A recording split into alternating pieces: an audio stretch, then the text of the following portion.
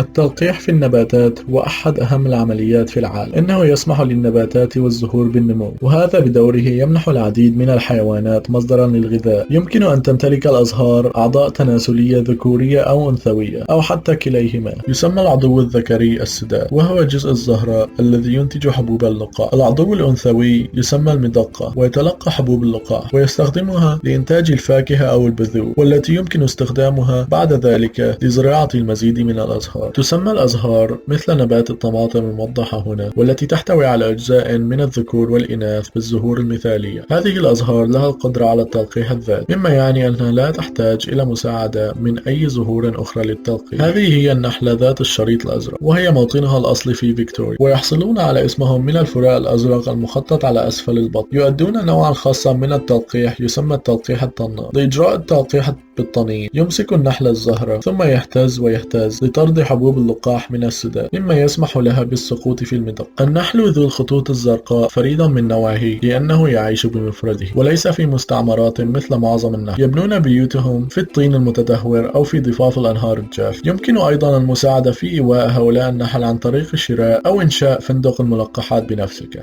هذه هي النحلة الأسترالية اللاسعة. هذه النحلة موطنها الأصلي شمال أستراليا، صغيرة الحجم، يبلغ طولها حوالي 4 ملم فقط، وعلى الرغم من عدم قدرتها على اللسع يمكن أن تلدغ لدغة صغيرة. بينما يمكن إجراء التلقيح الطناني على أزهار مثالية، فإن بعض الأزهار لها أعضاء تناسلية ذكورية فقط أو أنثوية فقط، وتسمى هذه الأزهار غير كاملة. يتم تلقيح الأزهار غير الكاملة بطريقة تسمى التلقيح المتبادل. عندما تهبط النحلة الأسترالية على زهرة ذكر، فإن حبوب اللقاح من السداد تلتصق بالشعر اللزج على جسم النحل، ثم تطير النحلة في النهاية إلى زهرة أنثى، ويسقط بعد حبوب اللقاح من النحلة إلى مدقة تلك الزهرة لتخصيبها. بعد التلقيح تعود النحلة إلى خليتها المصنوعة من الصمغ والشمع، حيث تعيش مع آلاف النحل الآخرين. داخل الخلية تضع ملكة النحل البيض، بينما يقوم النحل العامل الآخر بكسح الأزهار في الخارج لإعادة حبوب اللقاح والرحيق للحصول على الطعام. أحد أسباب انجذاب الحشرات إلى الأزهار هو أن معظم الحشرات لا ترى سوى الألوان الزاهية، وعلى الرغم من أن الكثير من الناس يعتقدون أن النحل أو الحشرات الأخرى هي الملقحات الوحيدة، فإن هذا ليس هو الحال على الإطلاق. تعد الخفافيش واحدة من أهم الملقحات في أستراليا، كما أن الثعلب الطائر ذو الرأس الرمادي هو أحد الأنواع الأساسية، مما يعني أن الأنواع الأخرى تعتمد على تلقيحها لدرجة أنه بدونها قد يواجه نظامها البيئي تغييرات كبيرة. هذه الخفافيش ليلية، لذلك فهي تنام طوال النهار وتتغذى على الطعام في الليل. أحد أسباب أهميتها هو المسافة التي يمكنهم تغطيتها، حيث يسافرون في كثير من الأحيان لمسافة تصل إلى 50 كيلومترا في الليلة للعثور على الطعام، مثل رحيق حبوب اللقاح وفاكهة من الزهور، خاصة أنواع مختلفة من الأوكاليبتوس وتين خليج موريتون. مثل النحل الأسترالي غير اللاسع، يمكن لهذه الخفافيش التلقيح المتبادل عن طريق نفض حبوب اللقاح التي تلتصق في رائها أثناء تناول الطعام، أو يمكنهم التلقيح بطريقة أخرى بعد أكل الفاكهة، حيث تمر البذور عبر الجهاز الهضمي وتترسب في الأرض من خلال فضلاتها. تشمل الملقحات الأخرى الأصلية في فيكتوريا النمل والخناق مثل خنفساء الجوهرة البنكي، والطيور مثل آكل العسل الوسط الذي يلعب كل منهما دورا مهما في أنظمتها البيئية. تشير التقديرات إلى أن التلقيح يؤثر على حوالي ثلث الطعام الذي نتناوله، لذلك بدون هذه الملقحات لن يكون العالم الذي نعرفه هو نفسه.